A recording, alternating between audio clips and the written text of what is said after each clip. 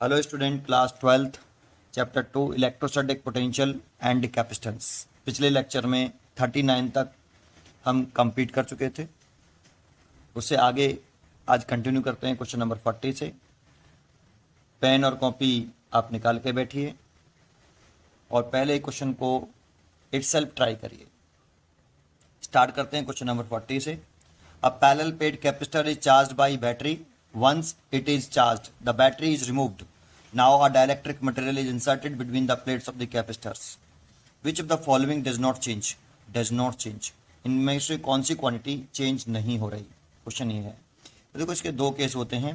First case होता है कि बैटरी कनेक्टेड ही रहे और डाइलेक्ट्रिक मटेरियल पुट कर दें, और दूसरा केस होता है कि बैटरी को पहले इनिशियली कनेक्टेड थी, फिर डिसकनेक्ट कर दें और डाइलेक्ट्रिक मटेरियल पुट कर दें। ये दो केसेस होते हैं। इन दोनों केसेस को मैं आपको समझाऊंगा कि कैसे करते हैं। क्वेश्चन नंबर 40 में पहले आप पॉइंट सुनिए कि if battery is connected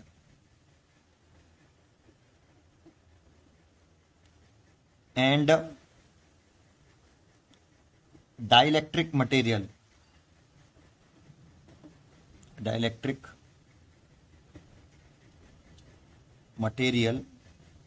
is inserted between the plates of the capacitor. एक केस तो ये होता है कि बैटरी कनेक्टेड ही रहे और डाइलेक्ट्रिक मटेरियल हम इंसर्ट कर दें। तो ये एक कैपेसिटर बना लिया, इसकी प्लेट सेपरेशन डी है और इससे एक बैटरी कनेक्ट कर दी। तो लेट कर लेते हैं कि इस कैपेसिटर के अक्रॉस जो पोटेंशियल डिफरेंस है V0 है, कैपेसिटेंस C0 है, इस कैपेसिटर का चार्ज Q0, इस कैपेसिटर पर चार्ज Q0 है, electric field between the plates E0 है और पोटेंशियल एनर्जी जो स्टोर कर रहा है ये वो U0 है। अब बैटरी तो कनेक्टेड रही, प्लेट सेपरेशन डी ही है। बैटरी को डिस्कनेक्ट ना करें। उस क्वेश्चन में तो बैटरी को रिमूव करने की कह रहा है, तो मैं केस बता रहा हूं आपको। बैटरी को डिस्कनेक्ट ना करें और डाइलेक्ट्रिक मटेरियल इंसर्ट कर दें के। तो इन सब क्वांटिटियों पर क्या इफेक्ट पड़ेगा? पोटेंशियल डिफरेंस कितना हो जाएगा? New C Q, electric field E और पोटेंशियल एनर्जी यू। ये इंसर्ट करने से पहले और ये इंसर्ट करने के बाद क्या चेंज आएगा? इंक्रीज होगा, डिक्रीज होगा, कितना इंक्रीज होगा ये हम बताएंगे। इसमें जरा समझो।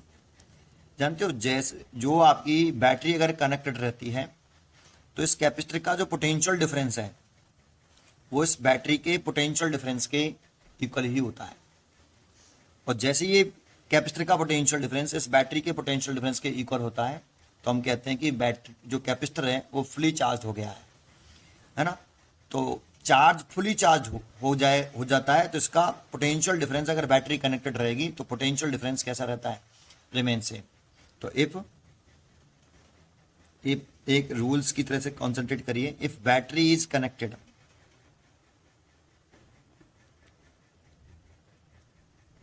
And dielectric material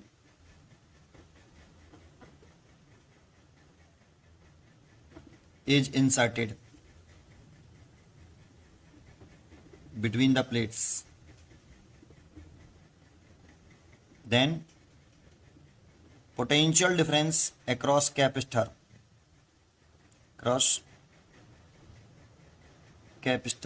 is remain same.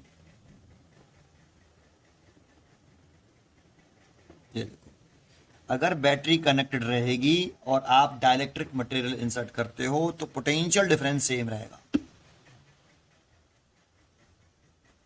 ये पॉइंट है इसमें फर्स्ट।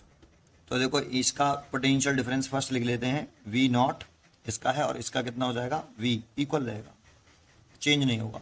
नंबर 1 सबसे इंपॉर्टेंट पॉइंट। कभी भी बैटरी कनेक्टेड रहे और आप डाइलेक्ट्रिक मटेरियल पुट करते हो तो potential difference of the capacitor remain same. इस कैपेसिटर का पोटेंशियल डिफरेंस उतना ही रहेगा जितना इस बैटरी का है। तो कांस्टेंट रहेगा, चेंज नहीं होगा। एक दूसरे नंबर पर हमेशा पहले नंबर पर रूल, इसे मैं रूल कह देता हूं कि ये रूल है, ये बैटरी कनेक्टेड रहेगी तो पोटेंशियल डिफरेंस सेम। पहले नंबर पर हमेशा रूल निकालना चाहिए। दूसरे नंबर पर चाहे हमसे कैपेसिटर के बारे में पूछे या ना पूछे, कि कैपेसिटर पे क्या इफेक्ट पड़ेगा, कैपेसिटर पे क्या इफेक्ट नहीं पड़ेगा, पूछा नहीं, फिर भी दूसरे नंबर पर हमें हमेशा कैपेसिटेंस की ही वैल्यू निकालनी है। तो इसका कैपेसिटेंस C नॉट और फॉर्मूला होता है पैरेलल प्लेट कैपेसिटर का एप्सिलॉन 0A/d। तो इस वाली कंडीशन में कितना है, सेकंड C कितना हो जाएगा, epsilon not A, dielectric material put किया है इसे लिख के ओवर d। इसमें डाइलेक्ट्रिक मटेरियल पुट नहीं किया, एयर है तो K की वैल्यू 1, डाइलेक्ट्रिक मटेरियल पुट कर देंगे तो K टाइम्स। तो ये देखो इसकी जगह पर आप लिख सकते हो C नॉट, तो C is equal to K C naught. तो कैपेसिटेंस यहाँ पर K टाइम्स क्या हो गया है, K टाइम्स इंक्रीज हो गया है, K times increase, capacitance K times increase हुआ है इस वाले केस में। जन तो फर्स्ट नंबर पर हमेशा आपको रूल लिखना है, दूसरे नंबर पर आपको ऑलवेज कैपेसिटेंस ही लिखना है, तीसरे नंबर पर आप कुछ भी लिख सकते हो, जैसे चार्ज लिख सकते हो, आप इलेक्ट्रिक फील्ड भी निकाल सकते हो, पोटेंशियल एनर्जी भी निकाल सकते हो। जिसमें चार्ज निकालना चाहता हूँ तो आपने फॉर्मूला पढ़ा हुआ Q is equal to CV, तो इसका लिख रहे हैं सारी चीज़ें इसी की, Q नॉट, C नॉट और V नॉट। और इसका लिखें तीसरे नंबर पर तो आप लिख सकते हो Q is equal to CV। अब कैपेसिटेंस जो है वो K टाइम्स इंक्रीज हो गया है, तो C की वैल्यू पुट कर सकते हो आप K C नॉट, और पोटेंशियल डिफरेंस रिमेन सेम रहा है, तो V की जगह पर आप V नॉट लिख सकते हो, तो V नॉट। तो आप देखो इसकी जगह पर आप क्या लिख सकते हो, U नॉट, Q नॉट, तो K Q नॉट। तो यहाँ पे चार्ज भी K टाइम्स क्या हो गया है, इंक्रीज। तो आप कह सकते हो कि यहाँ पे जो चार्ज है वो K टाइम्स इंक्रीज हुआ है ना। फोर्थ है इलेक्ट्रिक फील्ड E बराबर पोटेंशियल डिफरेंस ओवर डिस्टेंस। अगर इलेक्ट्रिक फील्ड इनिशियली निकाल लो तो इस ऐसे लिख लो, यहाँ अगर फोर्थ करते हैं तो इलेक्ट्रिक फील्ड E बराबर V/d। प्लेट सेपरेशन तो D थी दोनों केसेस में, प्लेट सेपरेशन में तो कोई चेंज किया ही नहीं है, तो V नॉट बाई डी और V/d। तो आप देखो V नॉट और V कैसे हैं, सेम, तो आप यहाँ पे V नॉट लिख सकते हो divide by D, potential difference same रहा है, ऐसा लिख सकते हो। तो इलेक्ट्रिक फील्ड जो है वो रिमेन सेम, देखो आप इसे E नॉट लिख सकते हो, तो इलेक्ट्रिक फील्ड यहाँ रिमेन सेम, इलेक्ट्रिक फील्ड में कोई चेंज नहीं आया between the plates. Fifth potential energy की बात करें तो U is equal to U naught half C naught V naught का स्क्वायर, और इसमें लिखें तो U is equal to half CV square. तो C की वैल्यू पुट कर दें तो K C नॉट, और V की वैल्यू V नॉट है, इक्वल है उसका स्क्वायर, और इसको छोड़ दें तो इसकी जगह पर हम क्या पुट कर सकते हैं, U नॉट, तो लिख सकते हैं U not multiplied by K। तो यहाँ पर पोटेंशियल एनर्जी भी increase by K times, K times increase, K times increase, तो पोटेंशियल एनर्जी भी K टाइम्स इंक्रीज। ये सब मैंने कब बताया, जब बैटरी कनेक्टेड रहे और डाइलेक्ट्रिक मटेरियल हम इंसर्ट कर दें। लेकिन हमारे क्वेश्चन में, इसमें जो क्वेश्चन है कि बैटरी इज रिमूव्ड, ये सेकंड केस है आपका, इफ बैटरी इज रिमूव्ड और डाइलेक्ट्रिक मटेरियल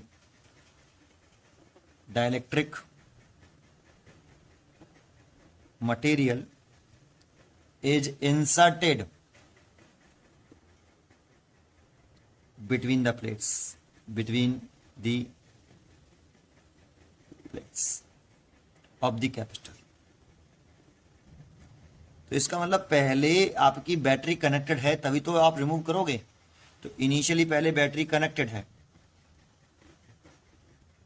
ये, तो इसका चार्ज है Q नॉट, कैपेसिटेंस है C नॉट, पोटेंशियल डिफरेंस है V not, electric field between the plate U not E not, और पोटेंशियल एनर्जी ये, और plate separation D।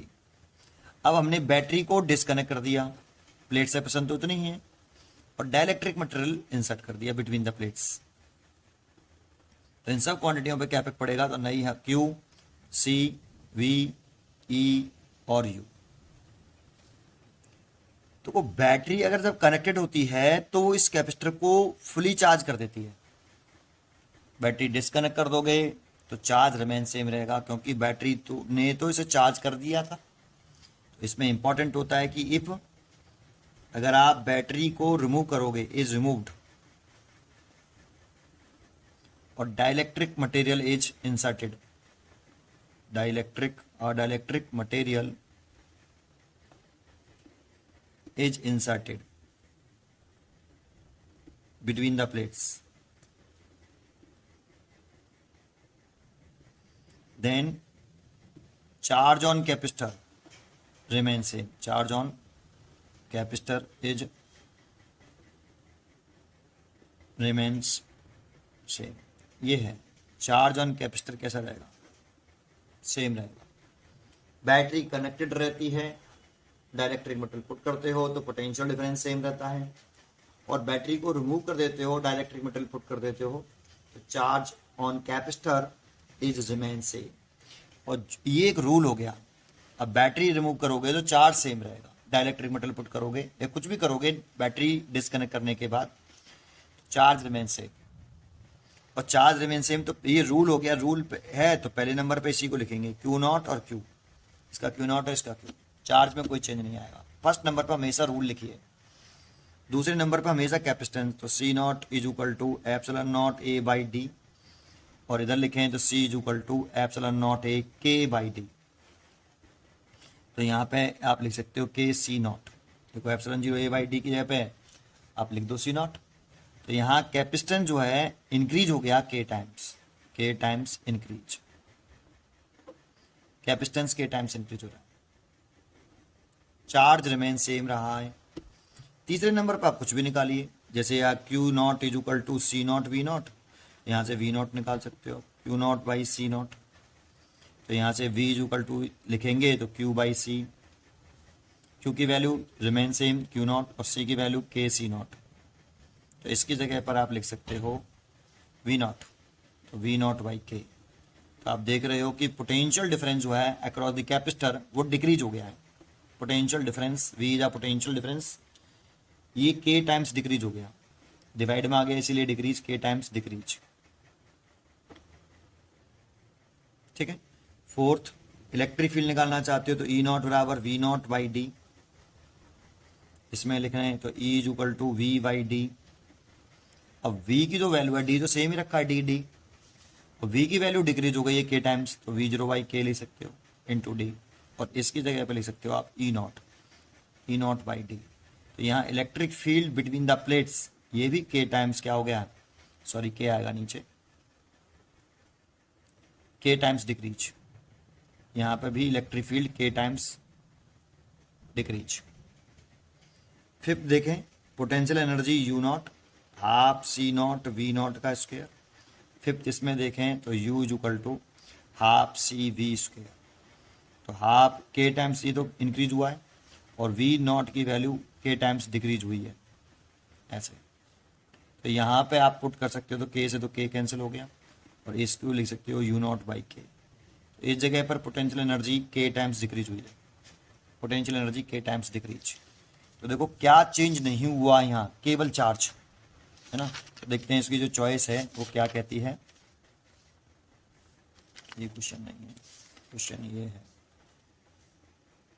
Electric field between the plates change हुई है, डज नॉट चेंज कह रहा था, चेंज हुई थी। पोटेंशियल डिफरेंस भी डिक्रीज हुआ था, चार्ज ऑन द प्लेट्स यही कांस्टेंट रहा था, एनर्जी भी घट गई थी।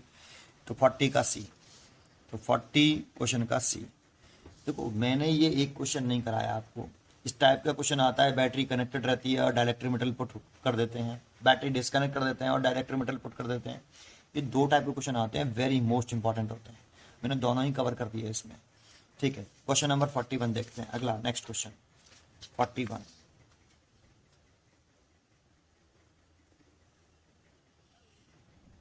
a parallel plate capacitor C has charge Q, the actual charge on the plates are।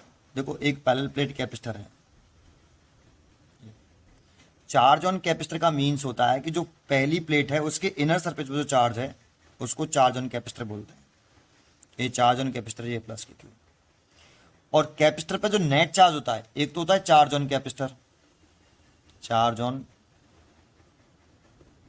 Capacitor, और एक होता है net charge on capacitor, net charge on capacitor.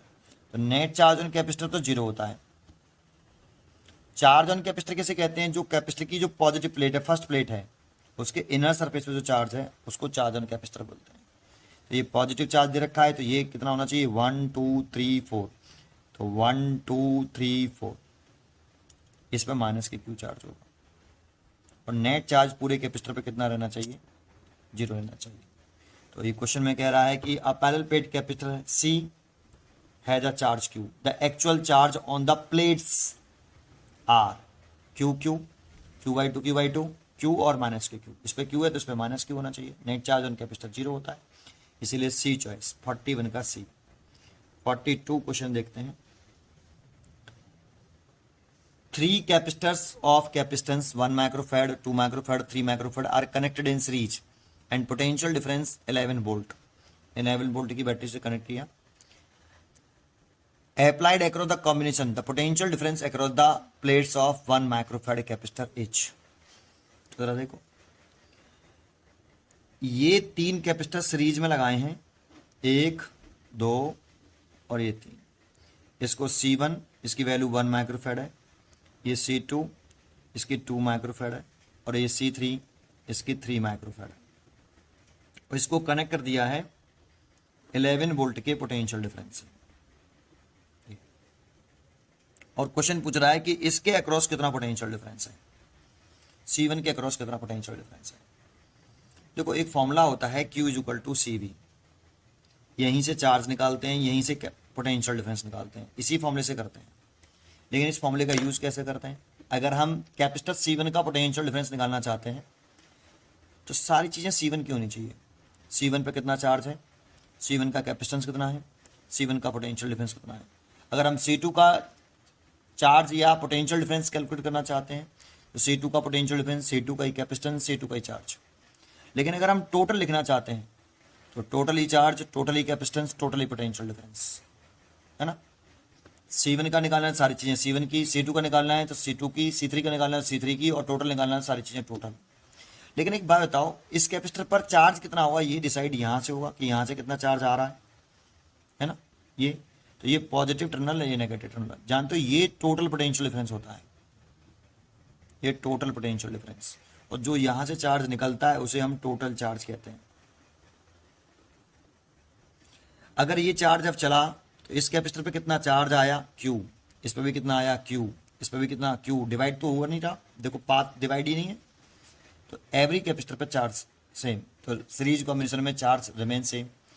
अब इस कैपेसिटर पे चार्ज अगर पता पड़ जाए कि इस कैपेसिटर का चार्ज कितना है, इस कैपेसिटर का कैपेसिटेंस हमें पता ही है, तो V is equal to Q by C से अगर हम C1 का कैपेसिटेंस पता है हमें, C1 का कितना चार्ज अगर ये पता पड़ जाए तो C1 का कितना पोटेंशियल डिफरेंस होगा उसे हम कैलकुलेट कर पाएंगे।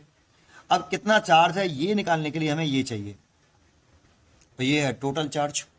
तो टोटल चार्ज को निकालना है अगर हमें तो इसी फॉर्मूले का यूज करें, Q बराबर CV, और टोटल चार्ज कैलकुलेट करना है तो टोटली कैपेसिटेंस चाहिए, टोटल ही पोटेंशियल डिफरेंस चाहिए। टोटल पोटेंशियल डिफरेंस तो हमारे पास है 11 वोल्ट, टोटल कैपेसिटेंस और चाहिए, तो ये दोनों तीनों किस कॉम्बिनेशन में है, सीरीज कॉम्बिनेशन में है। तो टोटल कॉम्बिनेशन करके इसका टोटल कैपेसिटेंस निकाल लीजिए। टोटल कैपेसिटेंस निकले आया, टोटल चार्ज निकले आएगा, और टोटल चार्ज निकले आया तो उतना ही चार्ज इसको मिला।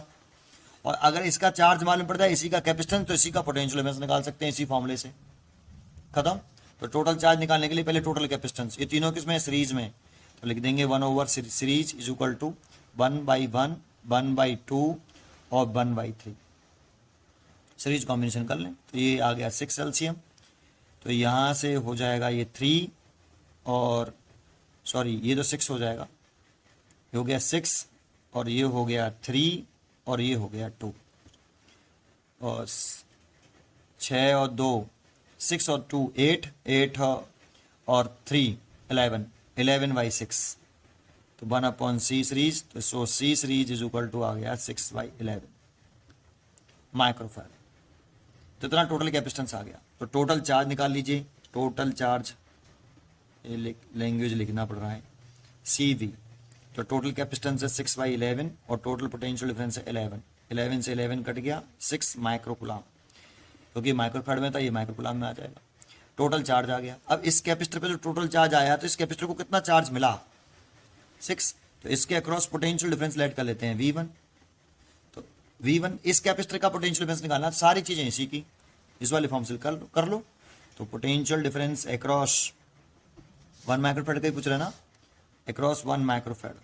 तो V1 इज इक्वल टू इसी का चार्ज और इसी का कैपेसिटेंस, सब कुछ इसी का लिख लो। इसी का चार्ज कितना है 6 माइक्रोकूलम, तो माइनस के 6, और C1 कितना है 1 × 10⁻⁻6, ये कट गया तो 6 वोल्ट। तो इसके अक्रॉस जो पोटेंशियल डिफरेंस है वो 6 वोल्ट। अगर इसके अक्रॉस पूछता तो इसी का चार्ज इसी का कैपेसिटेंस है ना, तो चार्ज तो 6 है और कैपेसिटेंस 2 है, तो 3 वोल्ट इसके अक्रॉस आ जाता। इसका चार्ज इसी का कैपेसिटेंस, तो इस पर 2, तो इसके अक्रॉस वोल्टेज आता 3 वोल्ट और इसके क्रॉस आता 6/3, तो 2 वोल्ट। अब देखो 3 और 2 5 और 5 और 6 11 वोल्ट टोटल पोटेंशियल डिफरेंस है। ठीक है, तो क्वेश्चन नंबर 42 का 6 वोल्ट, तो इसीलिए डी चॉइस हो गई इसकी, 42 का D is the right answer. 43 देखें, क्वेश्चन नंबर 43, तो 43 रीड करिए। On reducing potential across a capacitor is it's capacitance. अगर हम किसी कैपेसिटर का पोटेंशियल रिड्यूस करते हैं तो कैपेसिटेंस पे क्या इफेक्ट पड़ेगा। तो आपने पढ़ा होगा कि चार्ज का पोटेंशियल के साथ कैसा रिलेशन, डायरेक्ट रिलेशन, और प्रोपोर्शनल टर्म हटाते हैं तो क्या आता है, एक कांस्टेंट टर्म C कैपेसिटेंस, तो Q/V is equal to C कैसा टर्म है यहाँ, कांस्टेंट टर्म होता है।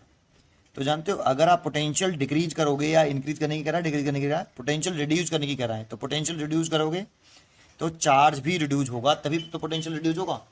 आप पोटेंशियल रिड्यूस कैसे कर सकते हो, जब चार्ज रिड्यूस करो, चार्ज रिड्यूस करोगे तो पोटेंशियल रिड्यूस होगा, बट इनका रेशियो Q/V वो कांस्टेंट रहेगा, दैट मीन्स कैपेसिटेंस कांस्टेंट रहेगा। आप ये कह सकते हो कि जो कैपेसिटेंस ऑफ कैपेसिटर है वो चार्ज और पोटेंशियल के से इंडिपेंडेंट होते हैं, इसीलिए आप लिख सकते हो इसमें decrease increase remains constant. C 43 का C रिमेन्स कांस्टेंट।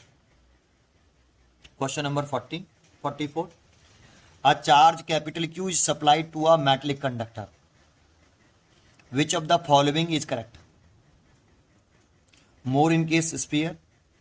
अब क्या correct, charge Q supplied to a metallic conductor, which of the following is correct। तो क्या करेक्ट किसके बारे में जानकारी पूछ रहा है, पता ही नहीं पड़ रहा। More in case sphere, more in case cube, same in both case, क्या चीज मोर स्फीयर में, कौन सी क्वांटिटी मोर क्यूब में, कौन सी क्वांटिटी सेम बोथ केसेस में, पता ही नहीं, कुछ पूछा ही नहीं उसने। अगर चार्ज की कह रहा है कि एक metal charge Q supply to a metallic conductor, which of the following correct, तो जब चार्ज सप्लाई किया है आपने क्यू, तो चाहे क्यू स्फीयर को दे दो चाहे क्यूब को दे दो, चार्ज सप्लाई ही आपने क्यू किया है, तो same in both cases. Answer ये होना चाहिए अगर चार्ज के बारे में पूछ रहा है तो। और अगर कोई दूसरी क्वांटिटी है तो हम कहेंगे इन्फॉर्मेशन इनकम्प्लीट। तो क्वेश्चन में अगर हमें लग रहा है कि इसमें चार्ज के बारे में पूछ रहा है कि अगर किसी कंडक्टर को हमने चार्ज सप्लाई किया तो किस कंडक्टर पे चार्ज जो होगा वो मोर होगा, किस कंडक्टर पे लेस होगा। तो जब सप्लाई ही कैपिटल क्यू किया है तो स्फीयर पे किया या क्यूब पे किया, दोनों पे सेम ही रहेगा, सेम इन बोथ केसेस, इसीलिए C टिक कर सकते हैं। या फिर D incomplete, information incomplete, charge के बारे में पूछा इसीलिए C is a correct answer, same in both cases. 45 देखते हैं। Energy stored in an charge capacitor is given by. तो किसी भी कैपेसिटर में जो चार्ज स्टोर करता है वो कितना होता है, एनर्जी स्टोर होती है वो कितनी होती है, तो फॉर्मूले पढ़े होंगे आपने। 40 ये कौन सा है 5 है, आपने फॉर्मूला पढ़ा होगा कि energy stored in the capacitor U is equal to half CV² बोल सकते हैं, हाफ QB भी बोल देते हैं, और हाफ Q²/C, ये सब एक जैसे हैं, आप इसको इंटरचेंज कर सकते हो Q बराबर CV रिलेशन से। तो एनर्जी स्टोर जो करता है वो हाफ CV², हाफ QB या हाफ Q²/C, कैपेसिटर इतने एनर्जी स्टोर करता है। तो आप कह सकते हो इसमें जो चॉइस है वो CV/2, half CV²/2, half C square कर दिया इसमें, यहाँ बी का स्क्वायर है, बी 45 का बी, 45 का B is a right answer. ये फॉर्मूला लर्न होना चाहिए, इतनी एनर्जी स्टोर करता है। 46 की तरफ चलते हैं, question number 46। If an number of equal capacitor each of capacitance C are connected in series with an equivalent resistance is given। भाई n कैपेसिटर है, सीरीज में लगा रहे हैं तो निकाल लो 1/c 1/c 1/c एंड कितने टाइम्स, n टाइम्स।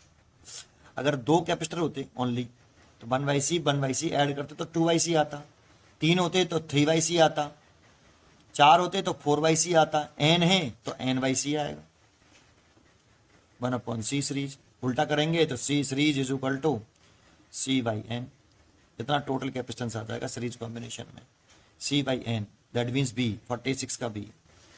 47 देखें, capacitance of parallel capacitor when there is no medium between the plates is C0।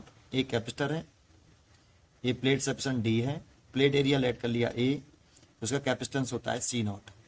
अब इसके बिटवीन कोई मीडियम नहीं है, कौन है, एयर है, epsilon not A by T. फिर सेकंड केस कह रहा है if the capacitor is now completely filled, completely filled कर रहा है, पार्सली फिल्ड नहीं कर रहा, कंप्लीटली फिल्ड, पूरे में भर दिया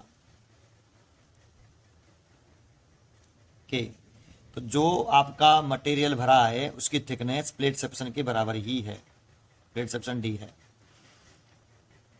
डाइलेक्ट्रिक मटेरियल कांस्टेंट भरा है जिसका डाइलेक्ट्रिक कांस्टेंट K है, तो कैपेसिटेंस H देखो C इक्वल टू होता है epsilon not A D minus के T प्लस T/K। ये फॉर्मूला कब वैलिड होता है, एक जब T लेस देन D होता है, दूसरा जो मटेरियल भर रहे हैं वो डाइलेक्ट्रिक है, वो कौन सा है, डाइलेक्ट्रिक मटेरियल। तो इस वाले केस में डाइलेक्ट्रिक मटेरियल तो है लेकिन T D के बराबर है। इफ अगर T इक्वल टू D है, पूरे में कंप्लीटली फिट किया है, तो T और D बराबर कर दीजिए। यहाँ देखो अगर T की जगह पर D लिखेंगे तो D से D तो कट जाएगा ये वाला, भाई T equal to D put कर दें तो D से D ये कैंसिल हो गया, तो C इक्वल टू जो आया वो एप्सिलॉन नॉट A, ये जो कैंसिल हो गया, T की जगह पे D divide by K, K कहाँ पहुंच जाएगा ऊपर, तो K epsilon not A by D, और इसकी जगह पे आप लिख सकते हो कितना, C0, इसलिए C equal to K C0, C equal to K C0, तो आप टिक कर सकते हो B, तो B is a right answer, इसका बी राइट आंसर 47 का बी है ना। और 48 देख लेते हैं, question number 48। A parallel plate capacitor is charged bye connecting battery across the plate if battery is remains connected. अब देखो यहाँ बैटरी कैसी है, रिमेन्स कनेक्टेड। अभी थोड़ी देर पहले मैंने आपको 2 केस पढ़ाए थे, बैटरी इज कनेक्टेड और दूसरा था बैटरी इज रिमूव्ड। तो बैटरी इज रिमूव्ड वाला केस तो ये थे, बैटरी इज कनेक्टेड वाले केस में कह रहा है remains connected and dielectric material insert between the plates of the capacitor. तो potential difference across the capacitor increases, तो देखो पोटेंशियल डिफरेंस तो रिमेन सेम रहा था, potential difference across the remain same, battery connected रहेगी तो बैटरी पोटेंशियल डिफरेंस सेम रहता है, तो ये रॉन्ग चॉइस हो गई है ना, करेक्ट चॉइस ही पूछ रहा है इसमें। इलेक्ट्रिक फील्ड रिमेन सेम, तो इलेक्ट्रिक फील्ड क्या हुआ था, इलेक्ट्रिक फील्ड रिमेन सेम, ये ठीक है, इलेक्ट्रिक फील्ड सेम रहा था, electric field is remain same, लेकिन पोटेंशियल डिफरेंस भी रिमेन सेम था, लेकिन इसमें कह रहा है इंक्रीज, तो ये रॉन्ग हो गया, ये करेक्ट हो गया। कैपेसिटेंस इंक्रीजेज, तो कैपेसिटेंस भी इंक्रीज हुआ है, कैपेसिटेंस भी इंक्रीज, इलेक्ट्रिक फील्ड भी सेम, ऑल द एबव। तो भैया इसके तो 2 चॉइस हो गई, बी और सी, बी और C is the right answer. B electric field remain same और कैपेसिटेंस इंक्रीजेज, कैपेसिटेंस के टाइम्स इंक्रीज हुआ है और electric field is remain same है ना, और पोटेंशियल डिफरेंस भी रिमेन सेम रहा है लेकिन वो इंक्रीज कर रहा है, इसलिए रॉन्ग चॉइस। इसकी चॉइस हो गई बी और C. Battery remains connected, dielectric material inserted between the plates of the capacitor then, B और C is a right answer. 48 का बी एंड सी, इसीलिए मैंने पहले ही आपको एक टॉपिक करा दिया था, ठीक है। 48 यहाँ तक आया। इसके बाद है अगला टॉपिक है 49। तो क्वेश्चन नंबर 49 देखते हैं, अगला क्वेश्चन। तो 49 में क्या कह रहा है, the capacitance of spherical conductor of radius 10 metre each, spherical conductor है। तो देखो 49 में कह रहा है कि हमारे पास एक स्पेरिकल कंडक्टर है जिसकी रेडियस जो है r is equal to 10 metre है। इंपॉर्टेंट है स्पेरिकल कंडक्टर, और जानते हो स्फेरिकल कंडक्टर हो आइसोलेटेड सिंगल तो उसका कैपेसिटेंस होता है फॉर्मूला 4πε0 इंटू आर। और इन एसआई सिस्टम में इसकी जो वैल्यू होती है 1/4πε0 की, ये होती है 9 इंटू 10⁹9। तो 4πε0 की जो वैल्यू हो जाएगी वो 1/9 इंटू 10⁹9। लेकिन एक बात बताऊं, कभी कभी सीजीएस सिस्टम में भी कहता है, सीजीएस सिस्टम में 1/4πε0 की वैल्यू होती है 1। तो 4πε0 की जो वैल्यू हो जाएगी वो 1। अगर सीजीएस सिस्टम कहता है तो सी, इस वाले केस में सी किसके इक्वल होगा, आर के। और एसआई सिस्टम कहता है तो एसआई सिस्टम में इस 4πε0 की वैल्यू आएगी ये। एसआई सिस्टम रेडियस मीटर में रखिए 10 मीटर, तो इसलिए सी इज इक्वल टू, इसकी वैल्यू आप पुट कर सकते हो कितनी, 1/9 इंटू 10⁹9 और आर की वैल्यू 10। सॉल्व करेंगे तो 1/9 और इसको नीचे ले आए तो देखो 10 से ये 10⁸8 रह जाएगा, 10⁸8 इतना फैरड है ना। तो इसीलिए आपका जो चॉइस हो गई इसकी 10 फैरड नहीं, ये भी नहीं, ये 9 है नीचे, यहाँ 8 है, डी चॉइस 49 का D is the right answer. ठीक है, इतना आया। 50 भी देख लेते हैं, थोड़ा सा इजी सा ही है। 4 capacitor each of capacitance 0.5 microfarad are connected in parallel, the resultant capacitance of the combination. ये तो आप इटसेल्फ कर सकते हो, फॉर्मूला लगा देना, C parallel is equal to C1 + C2 + C3। 4 हैं प्लस C4, तो 0.5 0.5 0.5 और 0.5, एक और एक 2 माइक्रोफैराड। इसलिए सी इज अ चॉइस, 50 का सी इज अ राइट आंसर, है ना। पैरेलल में थे। 3 capacitors each 1 microfarad connected in series, resultant ये भी इजी है, 51 सीरीज में है, 1/c सीरीज, तीनों 3 है, 1/1 1/1, 3/1 हो गया। लेकिन उल्टा करें तो C series is equal to 1/3 microfarad, तो 1/3 माइक्रोफैराड ए, 51 का A is a right answer. ठीक है।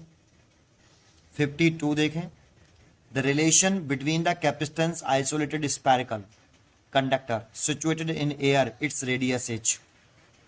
ये तो देखो अभी मैंने बताया ये रहा, अगर एयर में प्लेस्ड है तो इतना, और मीडियम में प्लेस्ड होता तो के और आ जाता, द इलेक्ट्रिक कांस्टेंट के। लेकिन एयर में प्लेस्ड है, स्फेरिकल कंडक्टर है, और कैपेसिटेंस का रिलेशन पूछ रहा है आर के साथ, तो डायरेक्ट अगर रेडियस स्मॉल आर लिख लेंगे, स्मॉल आर रेडियस इसकी, तो सी प्रोपोर्शनल टू आर हो जाएगा। तो सी प्रोपोर्शनल टू आर, 52 का A is the right answer. ठीक है, इससे आगे नेक्स्ट वीडियो में पढ़ते रहिए और खुश रहिए। मिलते हैं नेक्स्ट वीडियो में।